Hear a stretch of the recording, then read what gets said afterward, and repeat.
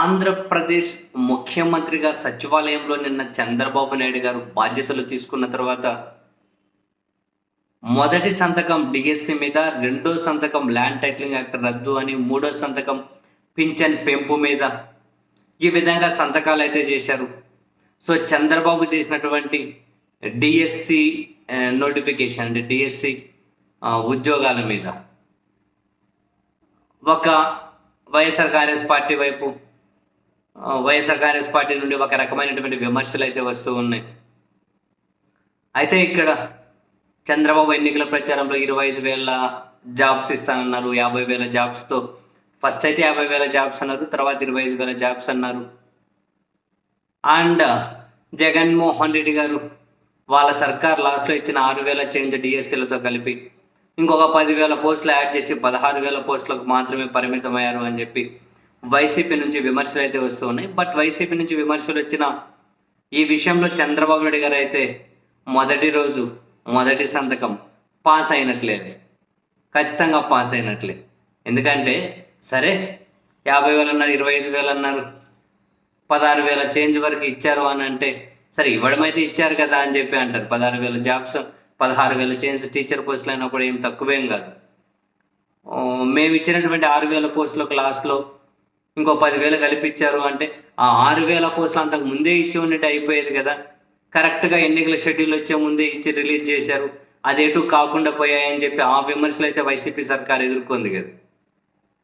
So 16,000 job change ఏదైతే ఇచ్చారు అది డెఫినెట్లీ చంద్రబాబు నాయుడు గారు పాస్ అయినట్లే. ఇందులో నెక్స్ట్ అవి నోటిఫికేషన్ ఏంటి, ఎప్పుడైతే ప్రాసెస్ ఎప్పుడైపోతుంది అన్న విషయం అయితే చూడాలి.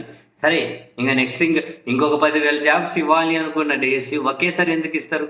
నెక్స్ట్ ఇంకో 3-4 ఇయర్స్కో లేకపోతే ఎన్నికల ముందో అప్పుడు ఏమైనా వేసుకుంటే ప్రయోజనం కదా. జగన్మోహన్ రెడ్డి గారు లాగా అందరూ ఒకే ఫోటో పెట్టేశారా? అట్లా చేయరు కదా. జగన్మోహన్ రెడ్డి గారు అన్ని సచివాలయ ఉద్యోగాలు, అన్ని వైద్య ఆరోగ్య శాఖలు, అన్ని రిక్రూట్మెంట్స్ ఇవన్నీ కనుక సంవత్సరం ఫుల్ హైప్ ఇచ్చుకుంటూ పోయి మాట ఇచ్చిన ప్రకారం జాబ్ క్యాలెండర్ ఇచ్చామని చెప్పి సంవత్సరానికి 20,000 పోస్టులు ఇచ్చుకుంటూ పోయి ఉన్నారనుకోండి, అన్నీ కలిపి ఎంత పాజిటివ్ వచ్చేది. అన్ని లక్షల ఉద్యోగాలు ఇచ్చినా కూడా కనీసం నిరుద్యోగులకు ఉపాధి కల్పించలేకపోయారు, ఉద్యోగాలు ఇవ్వలేకపోయారు అని చెప్పి తీవ్రమైన విమర్శలు ఎదుర్కొంది జగన్ సర్కార్. అన్ని కల్పించినా కూడా మరి చంద్రబాబు కూడా అన్నీ ఒకేసారి ఎందుకు చేస్తారు? ఆయన కూడా అట్లయితే చేయరు కదా. మామూలుగానే విపరీతమైన హైప్ కోరుకునే వ్యక్తులు మరి ఒకేసారి ఇవ్వరుగా, ఏమన్నా ఉంటే మళ్ళీ ఇచ్చుకుంటారు. సో ఇందులో అయితే పాస్, ఎవరు ఎన్ని విమర్శలు చేసినా 16,000 చేంజ్ జాబ్స్ అంటే పాజిటివ్గా ఇచ్చినట్లే. అండ్ నెక్స్ట్ పింఛన్ల పెంపు మంచిదే, 4,000. మరి వచ్చే ఈ జూలై నుంచి 7,000 రూపాయలు అయితే ఇవ్వాలి జూలైకి, ఆ తర్వాత నుంచి 4,000 ఇవ్వాల్సి ఉంటుంది. మరి ఎంత ఇస్తారో అన్న విషయం అయితే చూడాలి. పింఛన్ల పెంపు 4,000 రూపాయల మీద అయితే సంతకం చేశారు. జగన్మోహన్ రెడ్డి గారు 66 లక్షల మందికి పింఛన్లు ఇచ్చారు. ఇప్పుడు చంద్రబాబు నాయుడు గారు అది తగ్గిస్తారా, ఇంకా పెరుగుతారా, ఎంతమందికి ఇస్తారో అన్న విషయం అయితే ఖచ్చితంగా చూడాలి. అండ్ ల్యాండ్ టైటిలింగ్ యాక్ట్ రద్దు అడ్డ ఏదో జనాల ఎమోషన్ తోటి వీళ్ళు కొన్ని గేమ్స్ ఆడడం కానీ ఎన్నికలప్పుడు భయపెట్టి ఇప్పుడు మళ్ళీ అది రద్దు చేసేసి ఏదో గొప్ప పని అనుకుంటున్నారు. కానీ ల్యాండ్ టైటిలింగ్ యాక్ట్ అనేది చాలా మంచి చట్టం అబ్బా. మంచి ఎవరికి ఎక్కుతుంది, మంచి ఎవరికి ఎక్కాలి, అది మంచిది.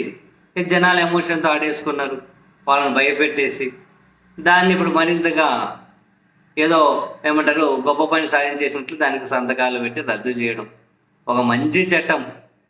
జనాల భయంతో నాశనం అయిపోతుంది. కానీ ఆయన ఏం చేద్దాం.